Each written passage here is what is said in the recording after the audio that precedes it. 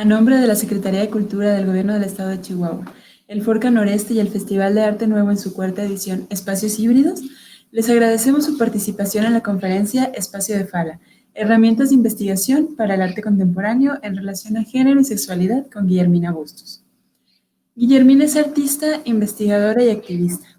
Actualmente trabaja en el equipo de investigación de arte contemporáneo Curatoría Forense de Latinoamérica en la coordinación de residencias y producción de seminarios en Cooperativa de Arte en Argentina, Brasil, Chile, México y Perú. Es coordinadora de ADB, Arte Contemporáneo Latinoamérica, el Centro de Investigación Urbea House en Brasil y Reserva Ideológica también en Brasil.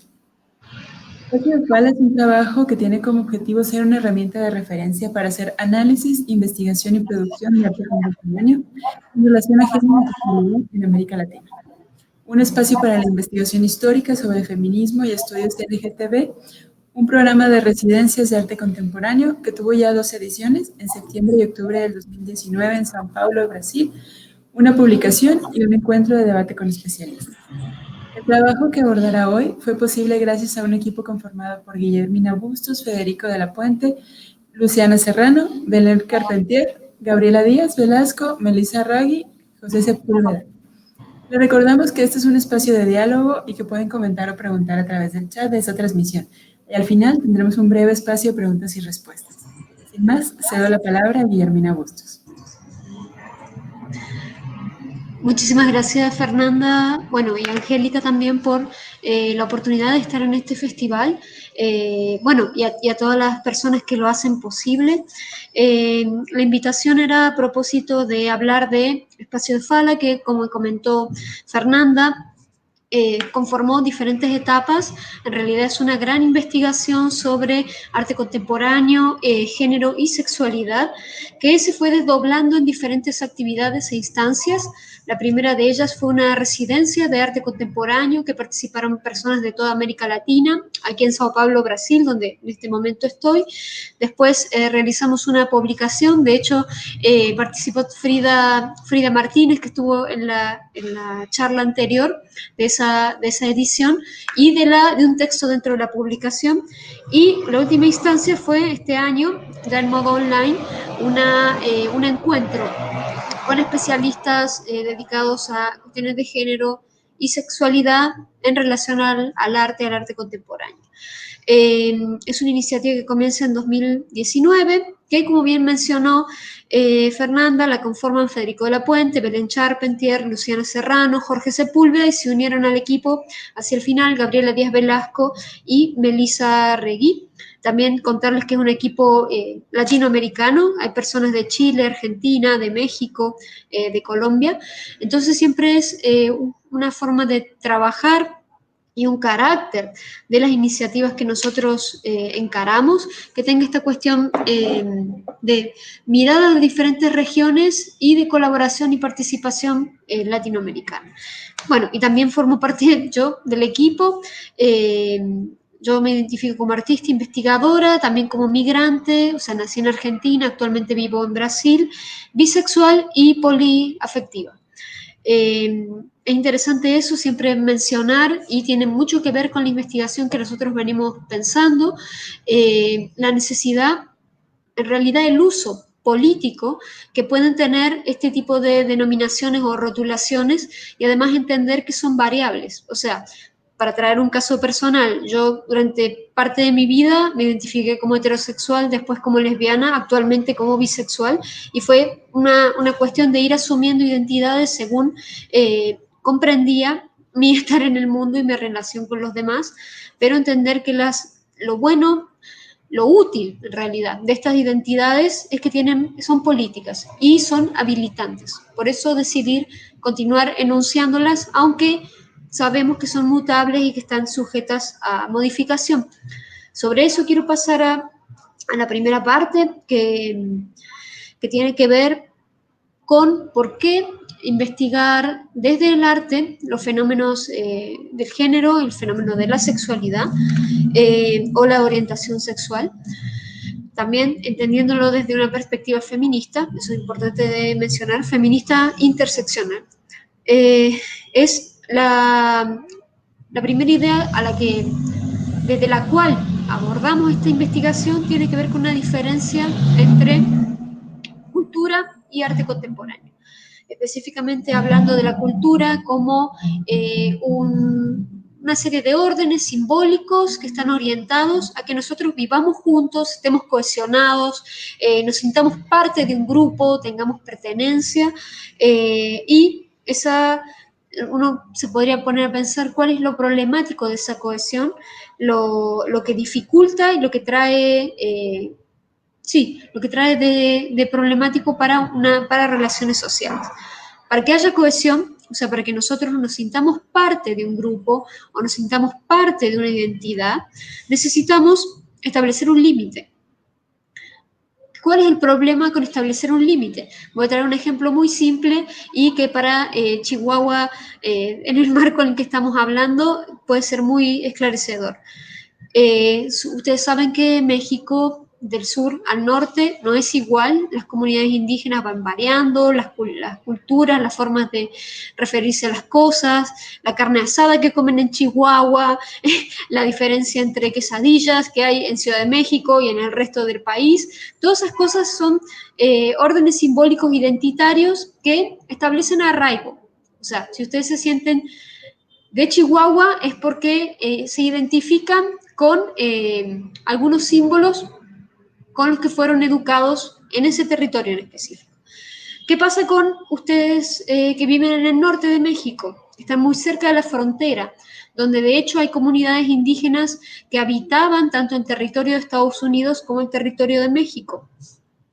Su identidad está tensionada, porque hay un llamado y una demanda a responder a una identidad que dicta un centro hegemónico como la Ciudad de México, a la que ustedes corresponden parcialmente por cuestiones de idioma, de ideología, de formas de comportarse y tal, pero hay otra que tiene muy directamente relación con ese norte, además por las cuestiones de migración, de la instalación de las maquilas. Hay muchas situaciones que hacen que el que está en la frontera o muy cerca de la frontera siente esa tensión identitaria.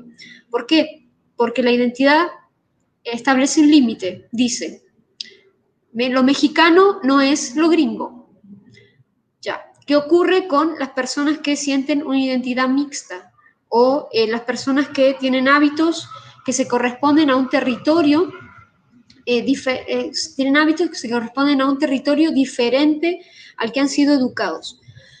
Lo problemático de ese límite, que en parte es útil para que todos los mexicanos paguen impuestos en México, tiene un trasfondo económico fundamental, genera una violencia. Aquel que está fuera del límite es excluido.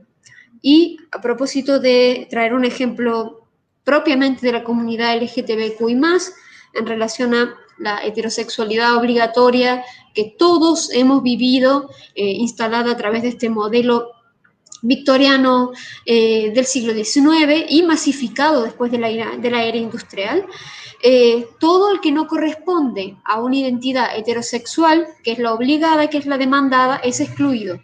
Entonces, nuestra cultura occidental tiene principios hegemónicos que establecen un orden de lo que debe ser, y lo que no debe y lo que no es castigado, es excluido y sí, queda fuera.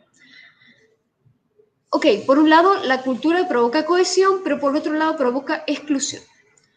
Entonces, teniendo esto en cuenta, ¿qué hace el arte contemporáneo?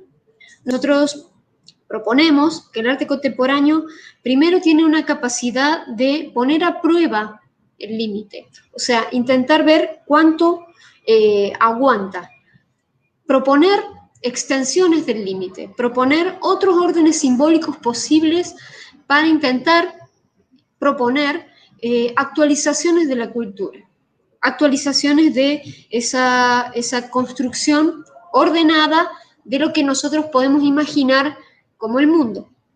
Entonces, lo que es interesante del arte es, además, que no obliga. La cultura sí, tú tienes que responder a ciertos órdenes, a ciertas pautas, ciertas normas, para pertenecer a un grupo, a una nación, a un contexto social. En cambio, el arte solo propone modificaciones a esos órdenes que después, si las personas lo deciden, activan acción política, activan acción para la modificación o la actualización de los órdenes culturales. Otra cosa interesante que tiene el arte es habilita la exploración subjetiva. ¿De qué manera? Bueno, Frida Martínez hace un rato hablaba de dispositivo. El arte puede proponer estos dispositivos, puede proponer dispositivos que habiliten otras formas inesperadas de subjetividad en las personas que no están previstas por la cultura. Por ejemplo, hablando nuevamente de lo que mencioné anteriormente, pertenecer a la comunidad o a la población LGTBQI+, siendo que la cultura occidental espera que tú seas heterosexual.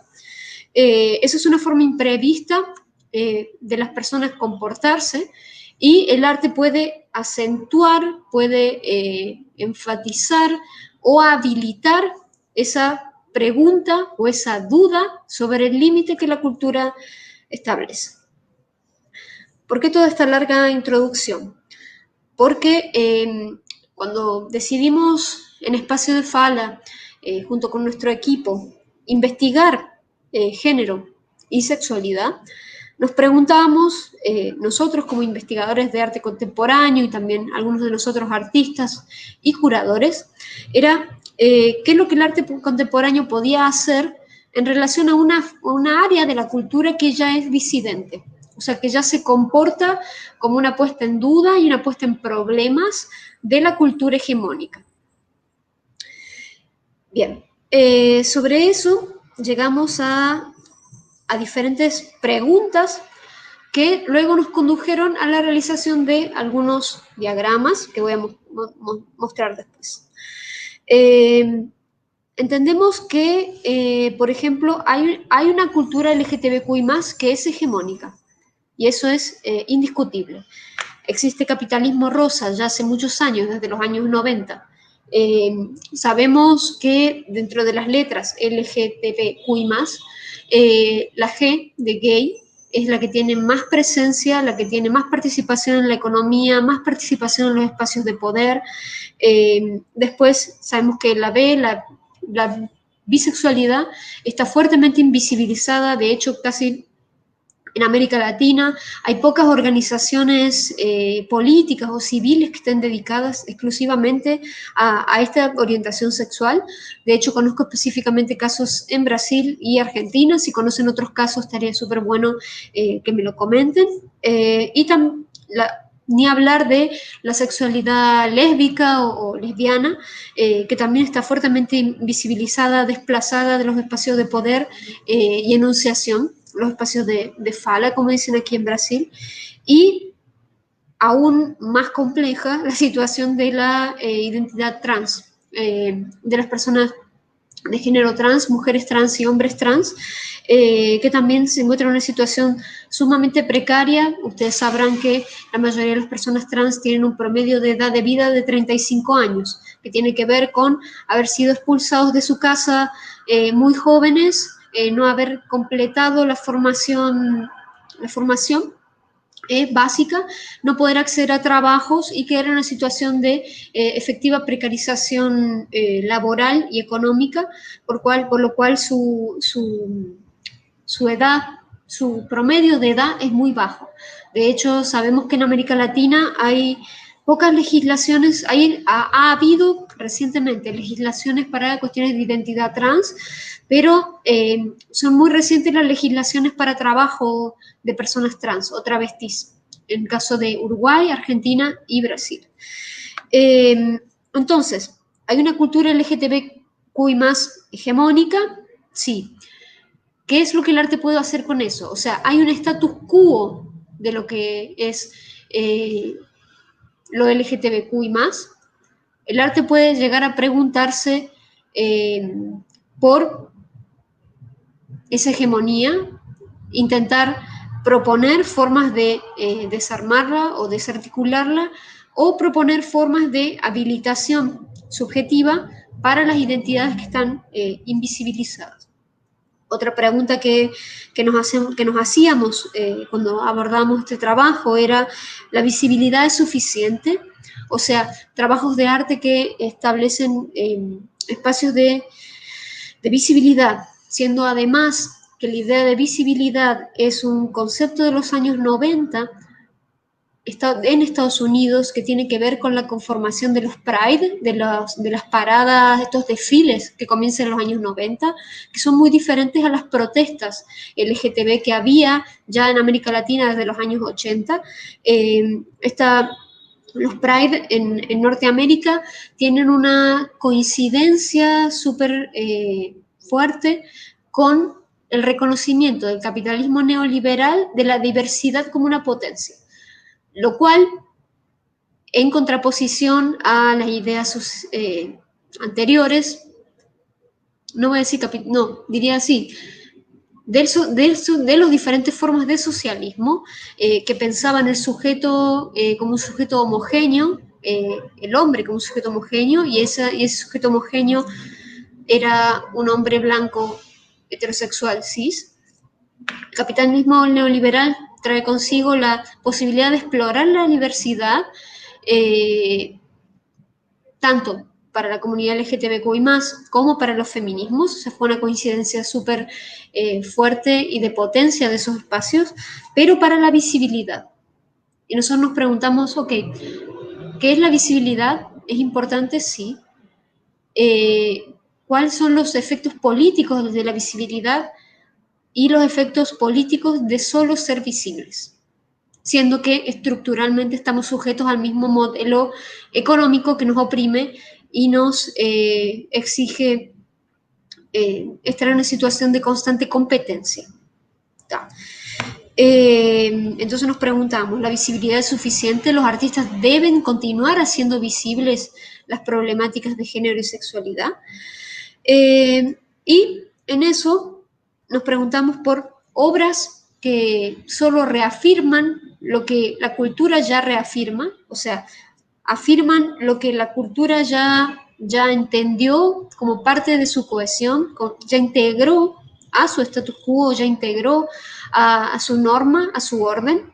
De hecho, es muy paradójico, siempre pensamos que parte de las legislaciones para derechos LGTBQI+, haya sido el matrimonio igualitario, la idea de matrimonio, que es primero una institución católica, heterosexual, que marcó, además, que marcó una manera específica de relacionarse, que tiene directamente que ver con la idea de amor romántico y de una afectividad que, si uno revisa lo suficientemente, y de eso vamos a hablar en el siguiente bloque con la Agencia Romántica Analítica, es un tipo de afectividad sumamente nociva. ¿Por qué? Porque establece que el otro es un patrimonio, establece una relación económica, capitalista, de competencia y de propiedad en relación a la otra persona. Eso es lo que el matrimonio heterosexual y el matrimonio igualitario trae consigo estructuralmente. O sea, como ya la estructura molda y obliga a una forma de relación a las personas heterosexuales hace varios siglos y a las personas LGTB desde los últimos años en América Latina y en otras partes del mundo, que es sumamente compleja, en contraposición a las libertades tanto sexuales y de relación que habían conquistado las personas LGTB. Funciona un poco como un retroceso. Pero, sin embargo, es un eslogan, y eso es lo perverso, es un eslogan que habilita la posibilidad de que la cultura, o sea, que la gran mayoría de personas muy tradicionales y muy conservadoras entiende el valor de una relación que no sea heterosexual, a través de la idea del amor. Y otra pregunta que nos hacíamos era, ¿qué sucede con las intersecciones? O sea, ¿qué sucede con las personas que son LGTBQI+, o sea, de géneros y sexualidades disidentes y son de raza negra o de raza indígena o de etnia indígena o tienen discapacidades motrices o capacidades diferentes en relación a su cuerpo u otra religión o deciden tener prácticas sexuales no reproductivas, no normativas, de varias personas, BDSM, etc. Y para pensar específicamente en el status quo dentro de la comunidad LGTB y el feminismo, ya hablamos de capitalismo rosa, el estilo de vida gay, el matrimonio igualitario, las TERF, las feministas las feministas que rechazan dentro del feminismo a las personas trans y travestis, y el punitivismo, esta cacería de brujas que el feminismo tiene en relación a que tienen en relación a manifestaciones del machismo, que no son justificables, pero hay otras maneras de relacionarse con eso. Bien, entonces, vamos a ir específicamente a lo que nosotros propusimos en relación a estas preguntas, que tiene directamente que ver con herramientas para pensar esta situación de hegemonía, esta situación de status quo, que ocurre con las intersecciones y todo lo que veníamos mencionando. O sea, como desde el arte y además desde la investigación de arte, nosotros podemos proponer herramientas que sean formas de revisión y de puesta en duda de las prácticas de arte que ya vienen ocurriendo o de otras formas de investigación que ya vienen ocurriendo en arte específicamente, con el propósito de complejizarlas. O sea, tenemos una obra que tiene en cuenta la visibilidad. Bueno, ¿qué tipos de visibilidades? ¿Qué está considerando? ¿Cómo establecemos parámetros para entender lo que las obras proponen? Entonces, hicimos esta residencia en 2019, que fue como un punto de puesta a prueba por primera vez de las herramientas que habíamos propuesto. Se llamó Espacio de Fala. Espacio de Fala es como un portuñol. Aquí en Brasil se usa muy comúnmente la idea de lugar de fala como el espacio de enunciación para entender el lugar desde el cual las personas tienen voz y son capaces de manifestar y hablar de sus experiencias, y a través de esa manifestación habilitar políticamente la experiencia. Es un poco la idea de lugar de fala. Y realizamos un fanzine que me contaron que lo van a compartir en redes sociales. Está disponible para descarga online, para descarga gratuita online. Pueden descargarlo, compartirlo. Es de libre acceso y recopila diagramas, textos de todas las personas que participaron tanto de la residencia como de la investigación, para pensar, como bien menciona la misma portada del fanzine, prácticas artísticas contemporáneas, género y sexualidad. Solo mencionar rápidamente que esta iniciativa es parte de un programa mayor de el trabajo que venimos haciendo desde Curatoria Forense, que es una iniciativa que comienza en el año 2005, en relación a Uber Bauhaus, que es una iniciativa que es un centro de investigación y un programa de residencias y formación aquí en Sao Paulo, de hecho donde estoy yo en este momento, y Cooperativa de Arte, que es también una iniciativa dedicada a residencias de arte contemporáneo en América Latina, siempre con este carácter. Elegimos un tema, realizamos una investigación, lo ponemos a prueba, lo discutimos y sacamos un material público para continuar el debate, como en esta instancia que tenemos gracias al Festival de Arte Nuevo. Entonces, pueden descargar este fanzine y rápidamente quería mostrarles dos placas, dos contenidos que tiene el fanzine, que son las herramientas que nosotros hemos propuesto. Y después, si lo revisan, hay un glosario de términos LGTBQ y más, que construimos junto a personas de diferentes partes de América Latina y también de diferentes identidades, entre ellas Bruna Curi, que es artista trans de aquí de Brasil, y otras personas. Y también hay textos que construyeron, que armaron los residentes que participaron de la primera edición en 2019, fue septiembre y octubre, que ellos ponen a prueba de alguna manera la investigación para pensar localmente sus situaciones. Entonces hay investigaciones sobre México, sobre específicamente arte queer en México, o la propuesta de Frida Martínez, que tiene mucho que ver con lo que ella presentó, sobre construcción de la identidad del macho mexicano y su performatividad en México, investigaciones sobre leyes de identidad trans en Argentina y sus efectos, y hay así diferentes cuestiones también de feminismo.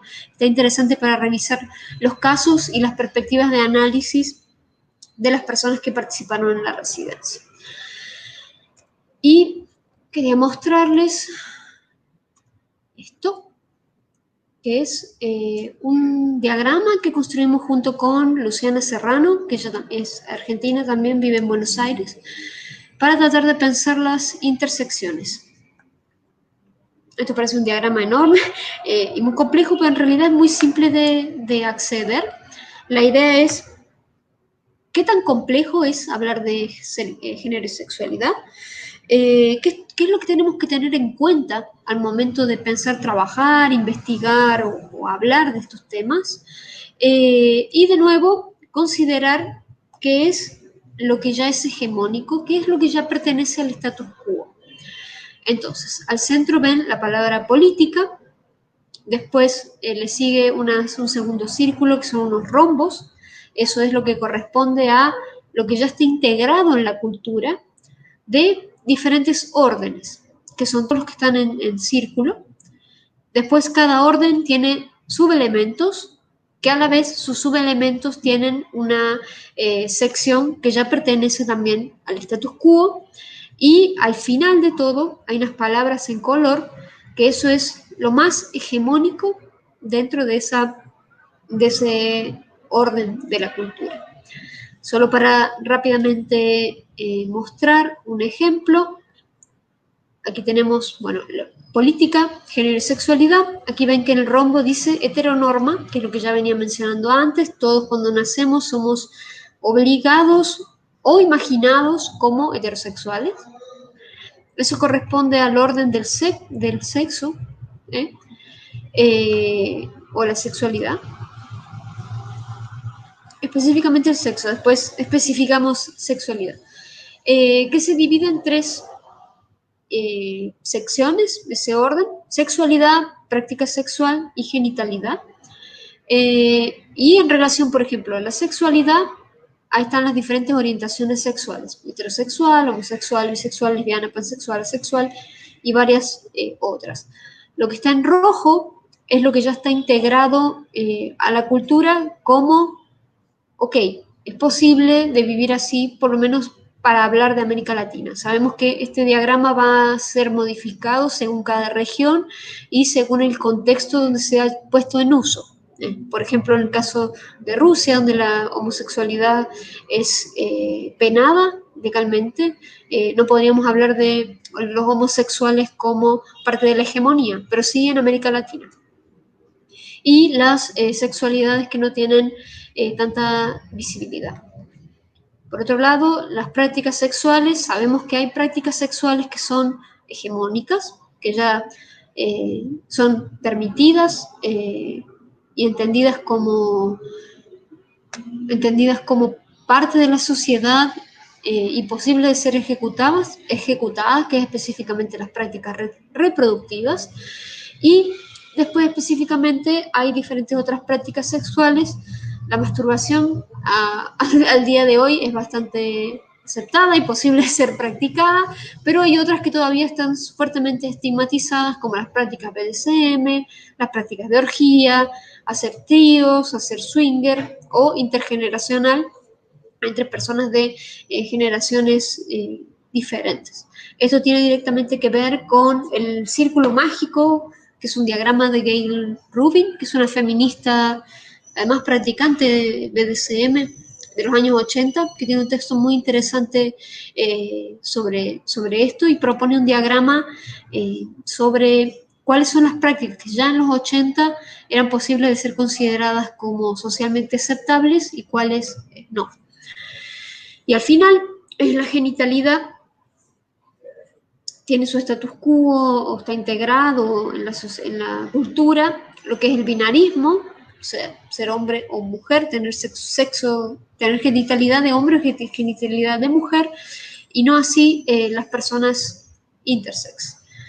Entonces, este diagrama, si ustedes lo recorren, lo pueden consultar en el fanzine, que está disponible online, pueden revisar cada uno de los ítems, cada uno de estos órdenes culturales para entender que ya es socialmente aceptado y que todavía es un problema.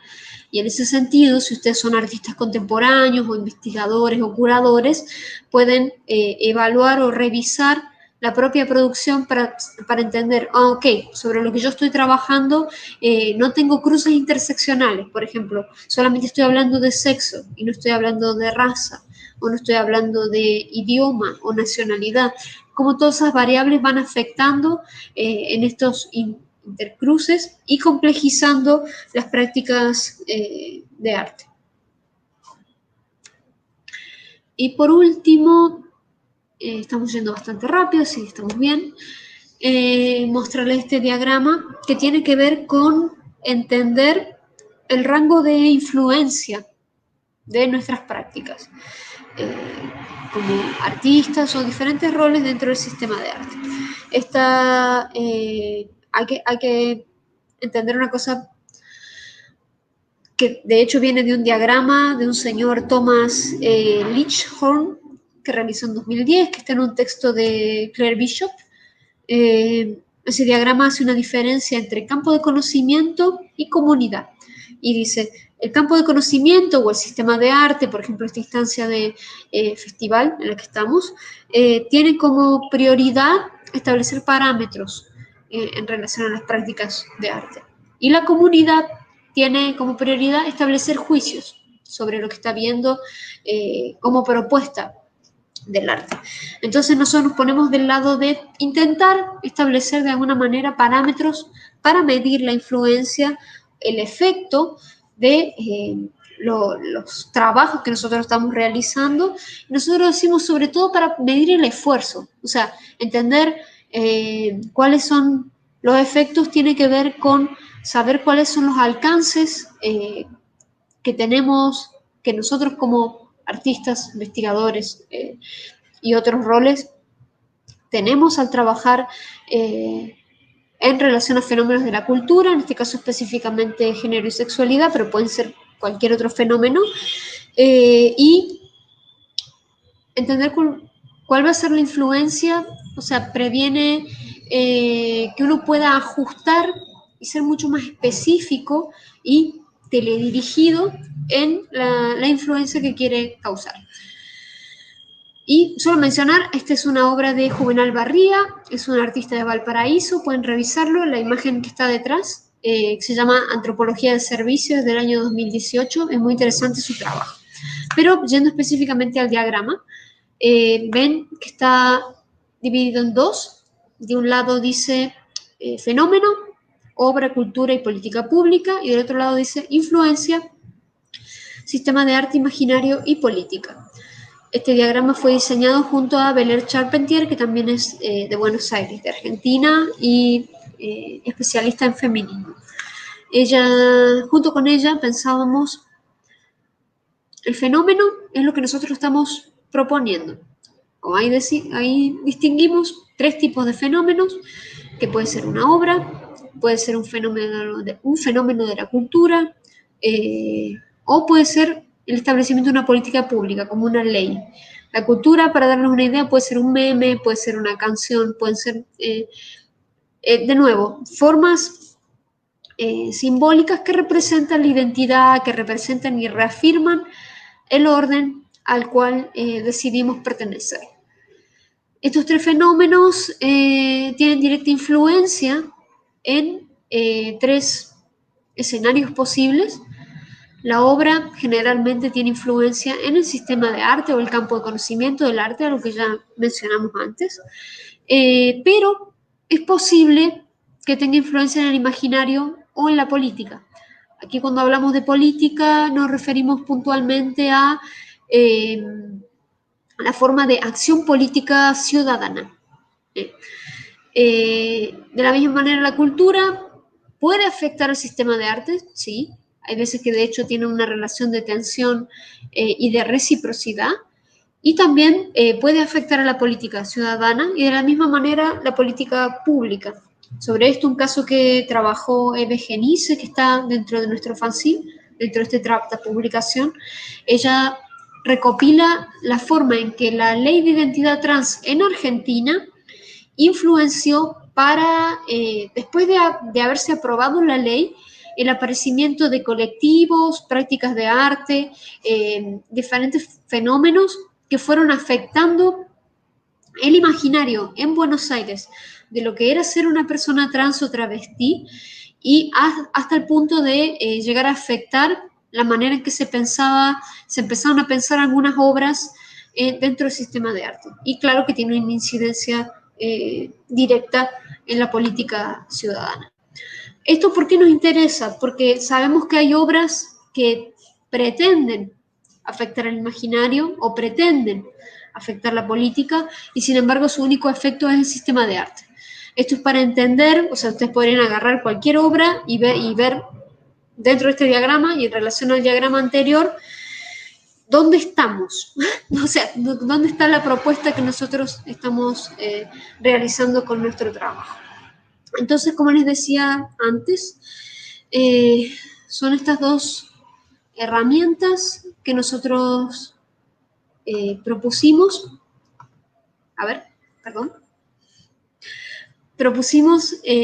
para investigar, trabajar y entender desde el arte, el género y la sexualidad.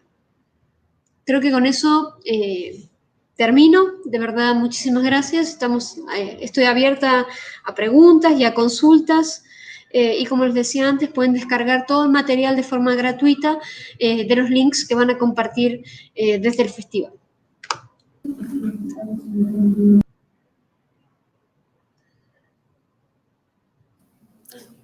Muchas gracias. Hay un par de preguntas, te las voy a leer y las van a proyectar aquí también en la transmisión. Perfecto. La primera es, suponiendo que podemos delimitar los límites de lo identitario, ¿cómo lo marcamos? Dependiendo de los conglomerados de elementos de identificaciones, presentes o rechazados, recogidos en un territorio o espectro tan vasto y extenso como lo es un país o toda una comunidad. ¿O deberíamos centrarnos en la presencia de identidades ya formadas que son ya comunes en una zona particular? Gracias por mostrar la pregunta, por una pregunta súper larga. Bien, ¿cómo delimitamos los límites de lo identitario?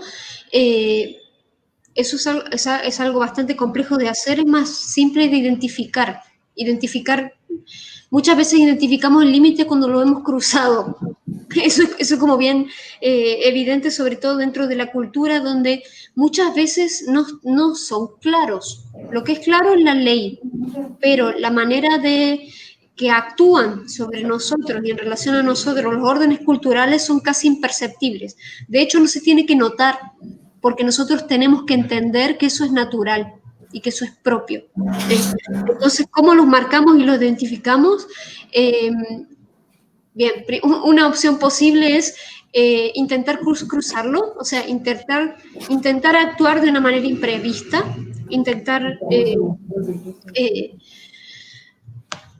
actuar de una manera imprevista.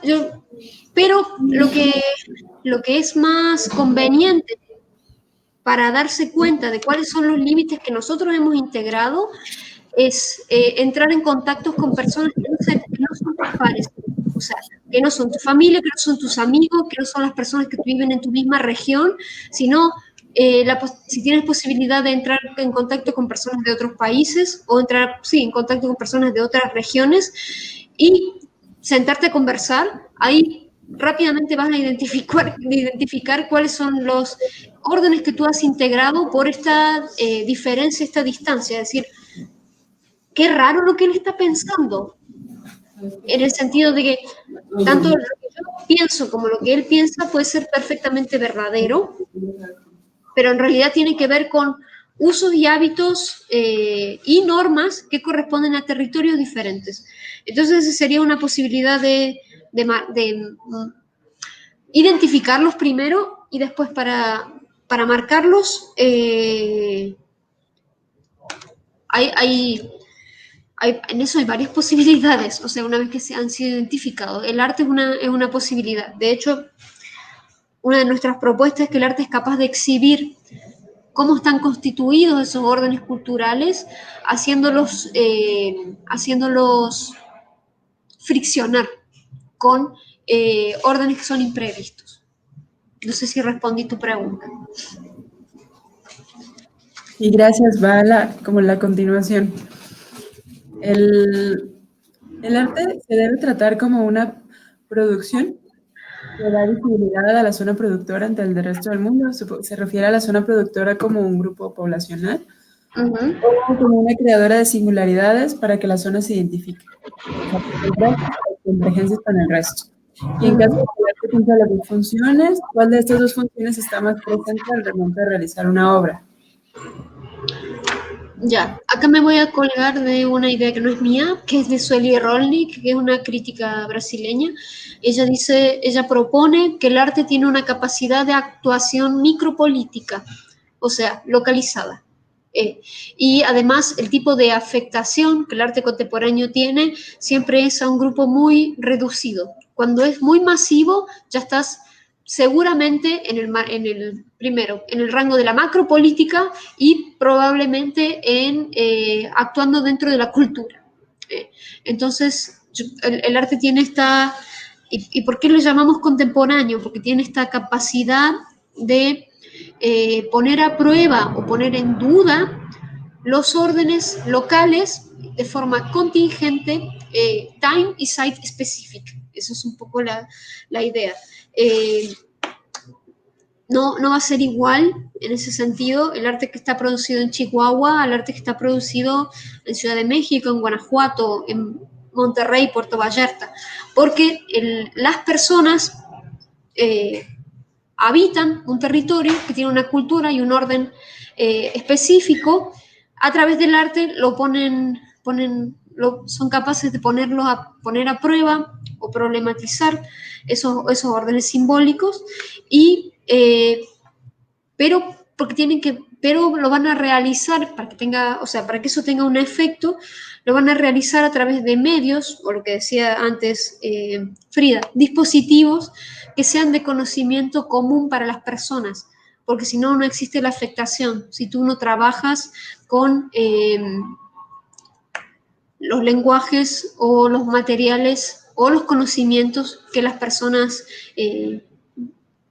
con que las personas están en relación cotidianamente.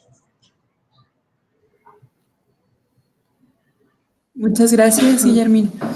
Yo creo que con esto vamos cerrando la charla para ir en un ratito más con ustedes nuevamente en la fiesta. ¿Sí? De parte de la Secretaría de Cultura del Gobierno del Estado de Chihuahua, el Forca Noreste y el Festival de Arte Nuevo en su cuarta edición Espacios Híbridos. Te agradecemos tu charla, tu presencia y a todas y todos los que nos están siguiendo en la transmisión. Les recordamos que la charla se queda grabada en las plataformas del festival y en la página www.festivaldeartenuevo.com. Muchas gracias y nos vemos pronto.